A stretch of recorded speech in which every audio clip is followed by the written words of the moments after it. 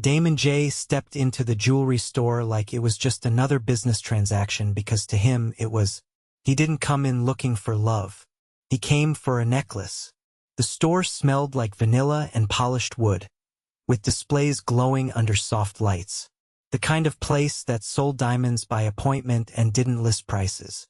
Damon had been here once before years ago for a corporate gift. Today it was for an engagement present. Not his. His assistant had arranged everything. He was supposed to pick out something elegant for a friend's surprise proposal party. In and out in 15 minutes. That was the plan. What he hadn't planned for was her. "Can I help you?" a voice said, smooth and clear. He turned.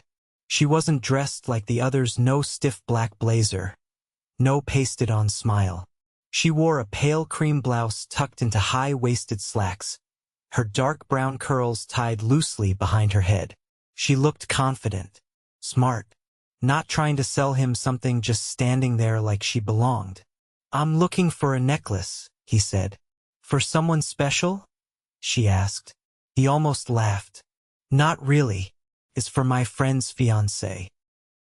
He's proposing tonight." Her brows lifted, but she nodded. "I see. So you're the middleman." "Exactly." He expected her to show him a tray and get it over with. Instead, she walked around the counter and stopped in front of a glass case. "Do you know anything about her?" she asked, glancing up at him. "The woman getting the necklace?" He blinked. "Not really." She gave him a small, unimpressed look. "Then let's figure that out first. A necklace should mean something. Otherwise, you might as well buy her a toaster." Damon stared at her. Who the hell was this woman? "I'm Kiera Langston," she added, as if she'd read his mind. "I design most of the custom pieces here." Of course. That explained the attitude. And the confidence. He looked down at the case. "All right, Kiera. What would you recommend for a woman I don't know? For a proposal that's not mine, with a budget that doesn't matter?" She gave a short laugh. "That's a dangerous thing to say in a jewelry store." "I'm not worried." She pulled out a tray and laid it on the velvet counter. "Then let's go bold." He watched her slide open the drawer, her fingers moving with precision. She didn't hesitate, didn't show off, just placed 3 necklaces in front of him, each different, but all beautiful. "This one's timeless," she said, pointing to a platinum chain with a small sapphire drop. "Elegant, safe. This one's more daring. Look at the shape, the angles. She'd have to be someone who doesn't mind attention." He pointed at the third. "And that one." Kiera paused. Her expression softened, just a little. "That one's personal. The stone's a spinel, which people mistake for rubies. But it's rarer, stronger.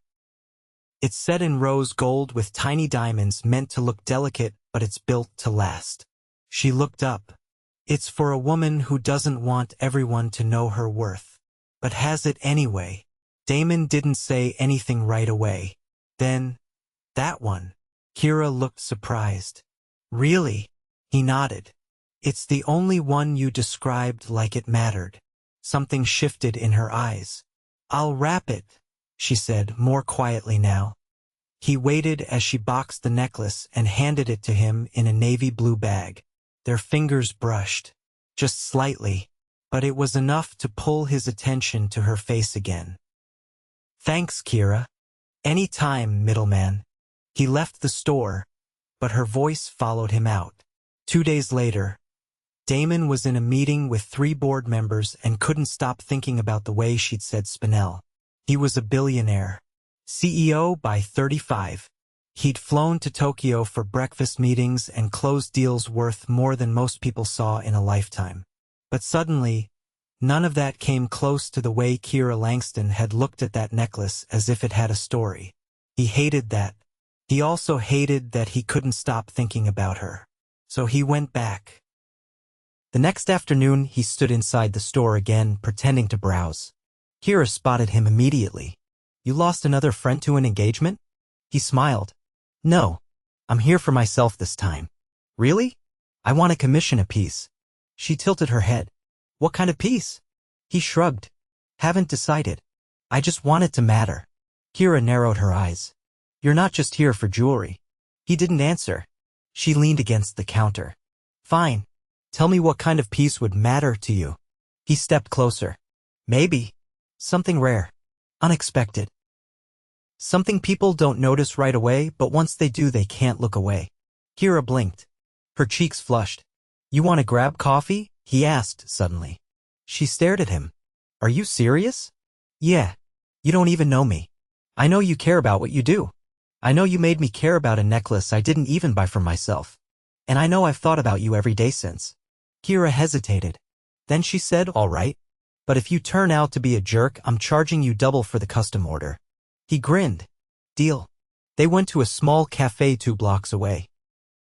Nothing fancy. He didn't want champagne or 5-star menus. He just wanted to hear her talk. She told him she started designing jewelry after her mom passed, said it helped her feel connected to something real. He told her he ran a company that started as a tech platform and now owned half of Manhattan's skyline. She blinked. You're Damon Jaye. I thought your name sounded familiar. Still want to charge me double? She smiled. Triple, now that I know you can afford it.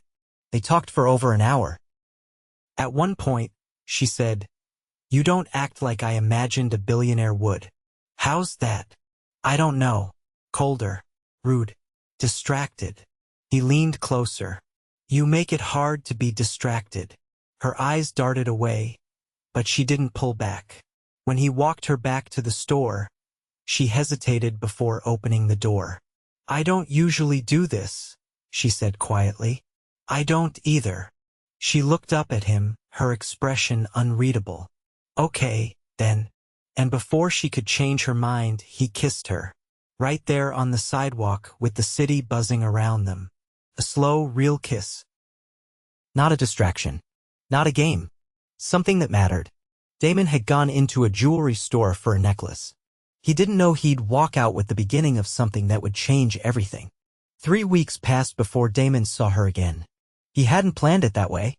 He'd sent the initial inquiry for the custom piece, nothing specific, just that he wanted her to design it, and she'd replied through her manager that she needed time. So he gave it to her, resisting every instinct to push, to call, to find a reason to show up at the store again. He'd built an empire by controlling outcomes. But with her, every instinct to dominate or steer the direction of things felt wrong. So he waited. When he finally walked into the design studio annex, an elegant loft above the main jewelry store, he found her at a long marble table surrounded by sketches and trays of stones. She didn't look up right away. Do you always make clients climb 2 flights of stairs for a meeting? He asked, letting the door close behind him. I thought billionaires liked a view, she replied, still focused on the small gold setting between her fingers. The space smelled like warm metal and citrus polish. There were no assistants, no distractions. Just her, sunlight pouring in through tall windows and shelves lined with velvet boxes and loose gemstones winking under the glass. I didn't expect to see you today, she added, finally glancing up. I told your office I'd call once the concept was finalized. I canceled my meetings, he said, crossing the room. I was tired of waiting. She set the ring down and met his gaze without flinching. I hadn't decided on the final design yet.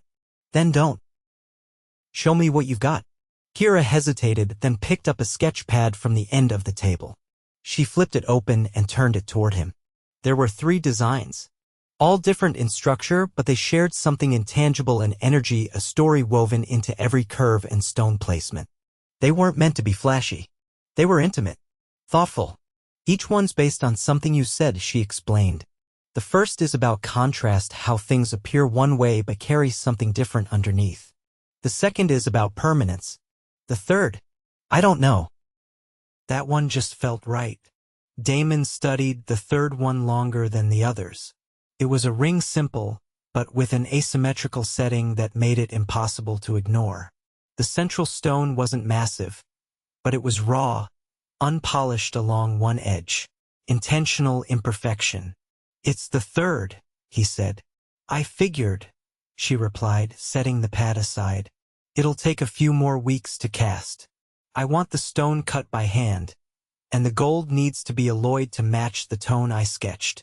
He nodded. then wandered over to a display shelf. You don't work like anyone else. Is that a compliment? It's an observation. She folded her arms. You're not here just to approve the design. What do you want, Damon? He turned back to face her, slower now. I want to know why you stopped returning my calls. Kiera didn't look away. Because I needed space to think. About what? About whether this whatever's happening between us is real, or if it's just another thrill for you. He stepped closer, stopping just a breath away. Do I seem like someone who chases thrills? You seem like someone who's used to getting what he wants. I didn't want a necklace, Kiera. I wanted a reason to see you again. The silence between them stretched, taut and charged. She moved past him to a tray of stones, her voice quieter now. I've worked too hard to build this studio. I'm not going to be someone's distraction. No one said you should be. Then why are you here? Because I don't want to forget how it felt to kiss you. She froze, her hand hovering over a tray of sapphires.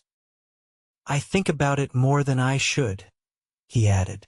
And I've tried to move on, believe me. But every woman I talk to reminds me she's not you. Kiera didn't turn right away. When she did, her expression was unreadable. I'm not jumping into anything just because you're persistent. Good. I don't want a woman who folds under pressure. She stared at him for a long moment. What if you're wrong about me? What if I'm not what you think I am? Then I'll find out. But I'd rather risk being wrong than never know. Her eyes searched his face as if looking for a crack, a hint of anything false. She didn't find one. Dinner, she said at last. Tonight. But only if you promise not to rent out the restaurant or arrive in a car with suicide doors. He almost laughed. Fine. I'll pick you up like a normal person. You don't know how to do anything normally. He stepped back, finally letting her breathe. You haven't seen all my tricks yet. That evening, he didn't show up in a limousine. He drove himself in a low-profile black coupe, the kind that didn't scream money but whispered power. He waited at the curb, not texting, not calling. Just standing there when she walked out of the studio in a slate gray coat and ankle boots. She raised an eyebrow. You really came alone. I said I would. Where are we going? He opened the passenger door for her. Somewhere the food matters more than the view. They ended up at a tucked-away Italian place in the West Village, dim lighting. No photos on the menu, and music soft enough to hear each other breathe. The owner greeted Damon like an old friend but didn't fawn. Clearly, he'd been here before. Over handmade pasta and wine neither of them could pronounce, they talked about nothing that had to do with jewelry or business. What did you want to be when you were a kid? She asked at one point. I didn't think that far ahead, he said. My father was already grooming me to take over his company by the time I was 13. I didn't have room to imagine anything else. And now, he looked at her. Now I want to imagine more. After dinner, he didn't push for more time. He drove her back, walked her to her building, and paused under the awning. Tell me to back off, he said, and I will. Kiera held his gaze. I don't want you to back off. I just want to know you're not going to disappear when things get complicated.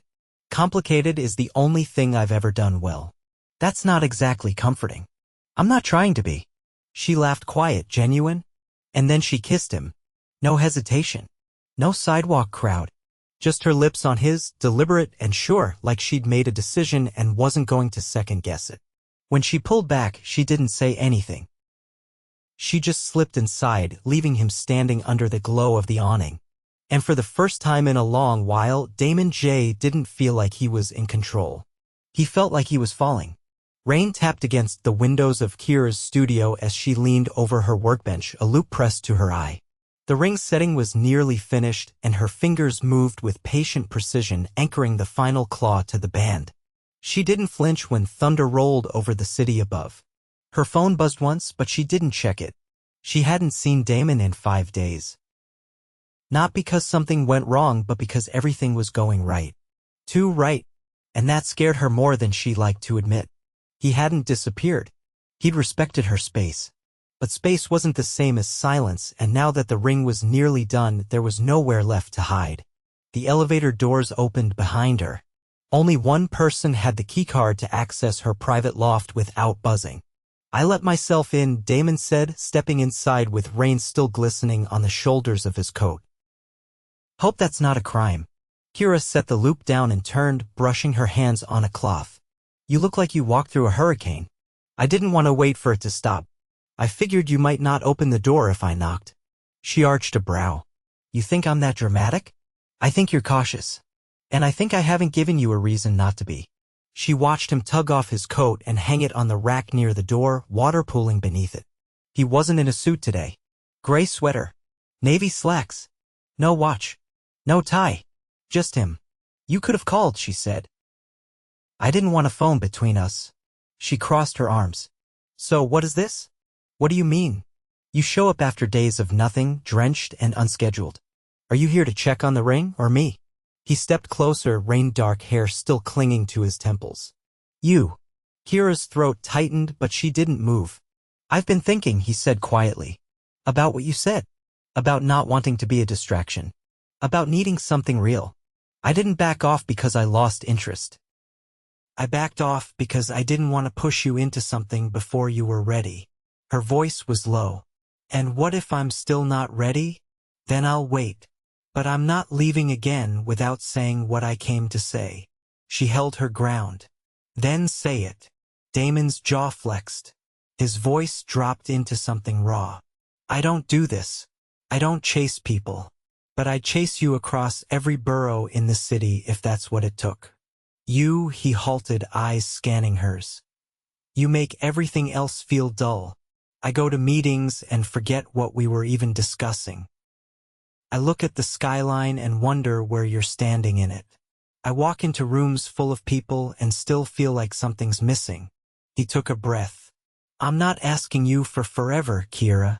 I'm asking you for right now. For a chance. For something real, even if it's messy." Her fingers curled at her sides. "You're not afraid of risk, are you?" he added. "I'm not afraid of risks," she said slowly. "I'm afraid of being an exception to someone who lives by rules I'll never understand.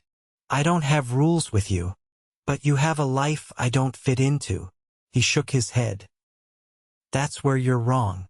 I've spent years building a life that looks impressive from the outside, but feels like nothing from the inside. You walked into it and made it feel like it matters." Kiera turned away, brushing a hand over the velvet cloth that held the casting mold. "The ring is done." He stepped closer. "Then let me see it." She opened the box without a flourish. The ring rested inside, the asymmetrical setting catching the light like it was breathing. Damon stared at it, then at her. "This isn't a design. It's a story." "It's yours," she said quietly. "I didn't know what I was creating when I started. But by the time it was finished, I realized it wasn't just inspired by what you said. It was about you." He reached out, his fingers brushing the edge of the box, but not lifting the ring.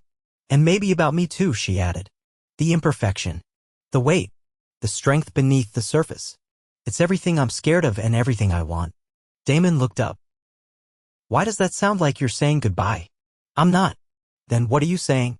"I'm saying," she hesitated, voice tightening, "I don't know how to do this with someone like you. I don't know how to be the woman who suddenly fits into penthouses and private jets and gala invitations. I don't want that woman," he said, firm now. "I want the one who told me a spinel was stronger than a ruby. The one who made me care about a necklace I didn't even buy. The one who made me believe there's more to life than boardrooms and billion-dollar acquisitions." She swallowed. "You make it sound simple." "It's not simple. But it's worth it." He held out his hand. Kiera stared at it for a long moment. Then she reached out and placed her fingers in his. He didn't pull her in, didn't rush her. Just stood there, holding her hand like it was the most important thing in the world. Outside, the rain began to slow. "You hungry?" he asked after a beat. She blinked. "What?" "Thought maybe we could eat." "You look like you haven't left this studio in 2 days.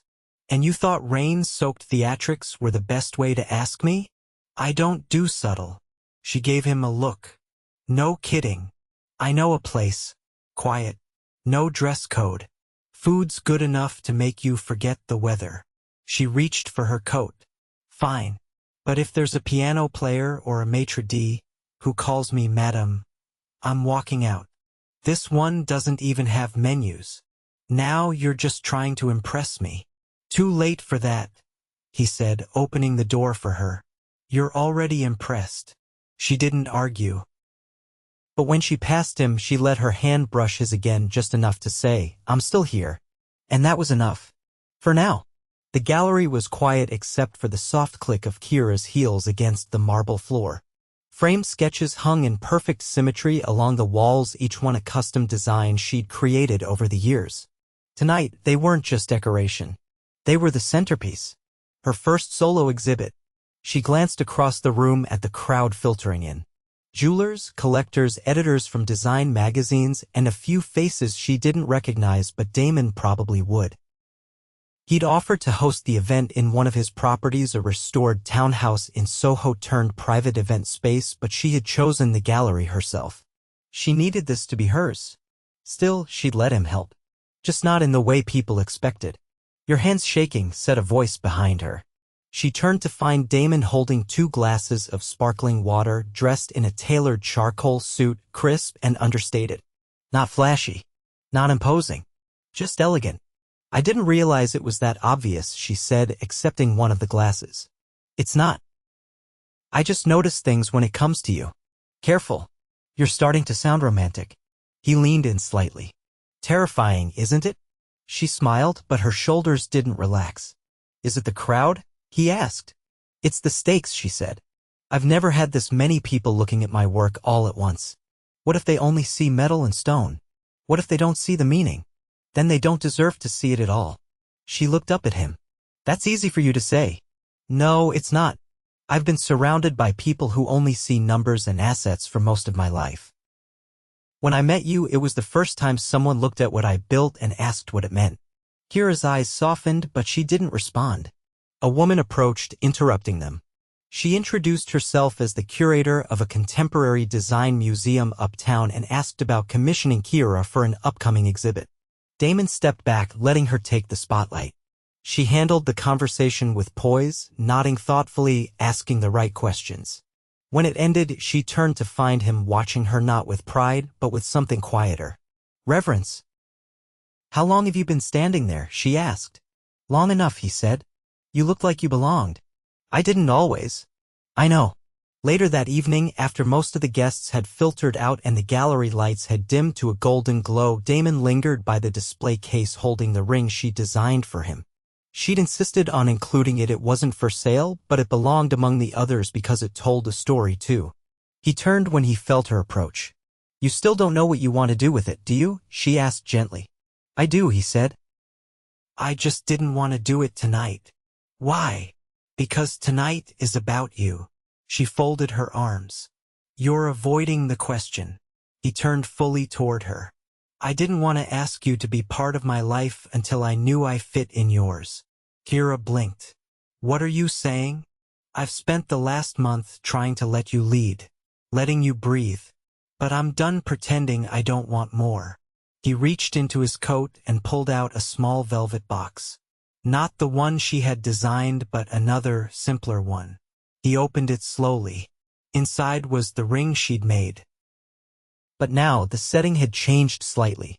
A second band of metal wrapped around the original, twisted like a thread woven into something already whole.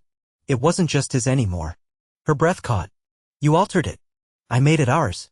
Damon held the box in one hand and extended the other. I don't want a life where you're a part of the background. I want one where we're building something side by side, messy and imperfect and real. I want all of it, your stubbornness, your silence when you're thinking, the way you stare at stones like they're people with secrets. I want the woman who told me I didn't know what mattered because she was right. Kiera didn't speak. Her throat tightened too fast. Her fingers pressed to her lips. He waited. No rush. No crowd. Just him. Standing in the center of her exhibit. Offering her something even more permanent than the gold and stones around them. She stepped forward and took his hand. I thought I was building a future alone, she whispered. You were. I just want to be in it. She nodded once, then lowered her hand to the box. Her fingers grazed the ring. Ask me, she said. Damon smiled, the first real one she'd seen from him all night. Kiera Langston, he said, will you marry me? She didn't hesitate. Yes. He slid the ring onto her finger, and it fit like it had always belonged there. The gallery was quiet again, except for the soft hum of lights and the distant sound of the city outside. But in that moment, neither of them heard anything but each other. Later that night, they stood on the rooftop of the gallery, the skyline stretched behind them in glittering lights. Damon kept his arm around her shoulders, her head resting against his chest. This isn't how I imagined my life turning out, she said. Me neither. But I'm glad it did. He kissed the top of her head. So am I. Neither of them had planned this. Not the ring. Not the kiss on the sidewalk. Not the nights spent tangled in laughter and uncertainty. But somehow, the man who walked into her store looking for a necklace had found something far more valuable. And the woman who thought love was a risk she couldn't afford had discovered it was the one thing that made everything else worth it. Together, they hadn't just fallen in love. They'd built something that would last. A month after the gallery night, Kiera stood barefoot in the kitchen of a sunlit Tribeca penthouse, her hair twisted up, sleeves rolled to her elbows, and a wooden spoon in one hand.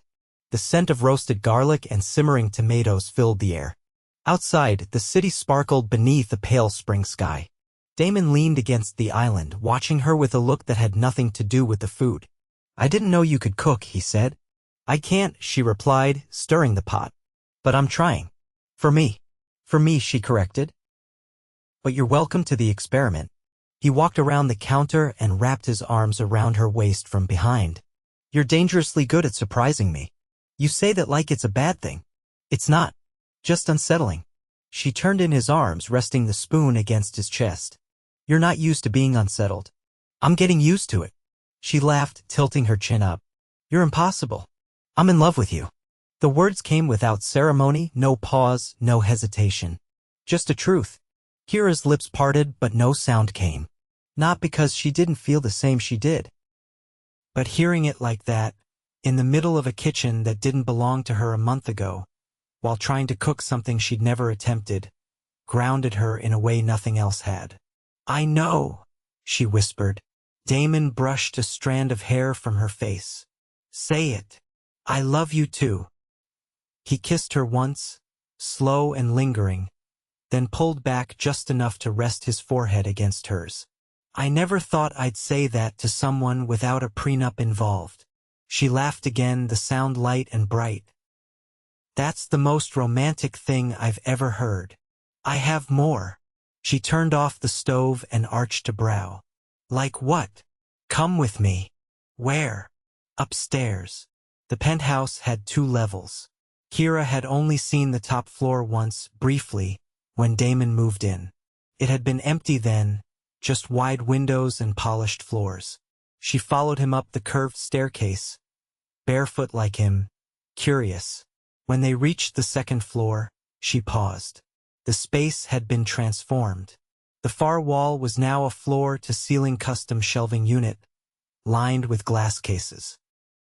Each one held a piece of her work finished, half-finished, even a few early prototypes she thought she'd lost.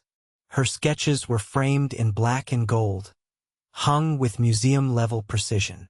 A work table had been installed near the windows, and soft natural light spilled across it. You did all this? He nodded. But why? I bought this penthouse because it had this space. I thought I wanted a rooftop view. Turns out, I just didn't know what I was waiting for. She walked to the nearest case and stared at one of the earliest rings she'd ever designed. It was flawed, too angular, the setting slightly off-center. This isn't perfect, she said. It's yours. That makes it perfect to me. She turned, eyes damp. You built me a studio. I built us a future. He stepped forward and took her hand. You can keep your apartment if you want, or not. But this is yours. You can work here, eat here, sleep here, fight with me here, love me here, whatever you want. I'm not offering you a place to stay. I'm asking you to make a life with me. I already said yes, she whispered. I know. But I want you to say it again now that you've seen what comes with me. You come with me. That's all I want. They stood together in the middle of the studio, surrounded by everything she'd created and everything they were building. And for the first time in her life, Kiera didn't feel like she was standing alone. She felt chosen. 2 months later, they married in a quiet ceremony in a private garden in Florence. No press, no headlines. Just them, their closest friends, and vows whispered beneath an ivy-covered arch as the sun dipped behind the hills. Damon wore a black tailored suit without a tie. Kiera wore an ivory silk dress with sleeves that fluttered in the breeze, and a necklace he'd commissioned from her own design, rose gold, set with a single raw spinel. When they kissed, the world didn't pause, simply aligned. Afterward, they spent 2 weeks in a villa outside Siena, drinking wine they couldn't pronounce and cooking terrible pasta together. They danced barefoot on the marble terrace under the stars, laughed until they couldn't breathe, and made love until dawn blurred into morning. They didn't talk about business, or New York, or expectations. They just existed, together. When they returned, Kiera moved her tools into the studio Damon had built above their penthouse. Her jewelry line launched a month later with a private show that sold out by noon. She named the collection Undone, to remind herself that imperfection was not a flaw, it was a mark of authenticity. Damon, ever the strategist, refused to invest in the company despite her teasing. I don't want a single board seat. I want to be in the audience when you take over the world. True to his word, he stayed out of her business decisions. But he sent flowers to her studio every Friday without fail, never roses, always unexpected things. Lavender, eucalyptus, wild orchids. Kiera never stopped designing. She never stopped waking up surprised to find herself in a life that felt like her own. A life she hadn't chased, but had built one small risk at a time. And Damon never stopped loving her like she was the only thing that had ever made sense. One evening, years later, she stood behind the display glass of a flagship showroom her company had opened downtown. A little girl with dark curls and curious eyes pressed her face to the case, pointing at a necklace inside. That one, she said, looks like a star. Kiera smiled. It's called The Beginning. Why? Because it started everything. A hand slipped into hers. Damon stood beside her, silver now threading his temples, but nothing dimmed in the way he looked at her. Ready to go? He asked. She nodded. They walked out together into the golden dusk of the city, the streetlights flickering on, their daughter skipping ahead. Kiera glanced back once at the necklace in the window, then at the man who'd walked into her life asking for a gift that wasn't his to give. He'd left with everything, and given her even more in return.